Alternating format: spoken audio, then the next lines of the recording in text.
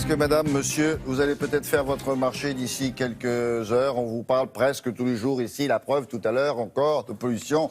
Alors, la pollution, c'est quoi? C'est ce que vous avez entendu, c'est les pesticides, c'est le diesel, par exemple, pollution des transports. Exactement. Ça, ce sont quoi? Les boues polluantes, les cheminées, etc. etc. Les Mais avions. alors, oui. ce que je vais vous dire maintenant avec Frédéric Villon, ça va peut-être pas vous rassurer. La façon dont nous mangeons, ça peut peut-être contribuer à la pollution ambiante. Allons bon, il manquait plus que ça. Alors, allons-y. Le truc, c'est qu'on ne peut pas s'arrêter de manger. En principe, on peut difficilement. diminuer, mais arrêter, c'est pas bien. On peut s'empêcher d'avoir une grosse voiture et de la prendre pour faire 100 mètres, mais on ne peut pas s'arrêter de manger. Mais il y a quand même des choses à faire, vous inquiétez pas. Alors je vais commencer par le constat. Notre alimentation, tout compris, représente un gros tiers des émissions de gaz à effet de serre.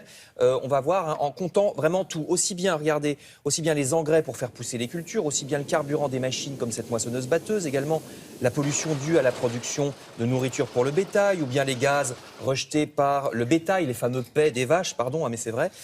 Faut pas oublier non plus la partie industrielle de l'agroalimentaire, par exemple les plats préparés. Il faut pour les plats préparés des usines, des emballages. Je ne vous surprendrai pas en vous disant qu'il faut éviter autant que possible ces plats préparés dont les emballages et les barquettes en plastique font déborder nos poubelles. On peut au contraire privilégier le bio, comme on vient de le voir, parce que c'est moins de produits chimiques. Donc tout ça, toute l'alimentation, c'est un gros tiers de notre production de gaz à effet de serre et de notre pollution. Alors, ça, c'est la base. Mais il y a aussi des choix qui sont importants au moment de faire votre marché. Vous le disiez, par exemple, sachez que les viandes ne polluent pas toutes de la même manière. Je commence par le bœuf. Parce que le bœuf, regardez, c'est de loin la viande qui pollue le plus. Le bœuf, le veau et l'agneau, pour être exact, les viandes rouges.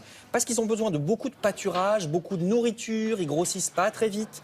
Donc, il vaut mieux réserver le gigot et le roast beef pour les grandes occasions. Et puis, c'est l'occasion de prendre de la bonne qualité. Il vaut mieux aller de temps en temps chez le boucher du coin qui est un peu cher et prendre une très bonne viande française plutôt que de manger tous les jours un steak de mauvaise qualité. Vous voyez, pour ce qui est du bœuf ou de l'agneau. Pour la viande du quotidien, je vous montre des cochons, c'est pas un hasard, parce que sachez que le porc ou la volaille pour la viande du quotidien, ça pollue beaucoup moins, parce qu'ils ont besoin de moins de place, c'est 5 fois moins que les viandes rouges. Donc privilégions le porc, la volaille, les œufs aussi, qui sont concernés, surtout ceux qui sont de petits élevages, pas trop concentrés. Et puis là, je vous montre des cerises, parce que pour ce qui est des fruits et légumes, la règle, c'est en saison. En saison, les cerises, je vous montre des cerises parce que c'est en ce moment, ça commence. En saison, un fruit ou un légume pollue beaucoup moins que quand il est hors saison, puisque hors saison, soit il est poussé sous une serre chauffée, soit il vient du bout du monde.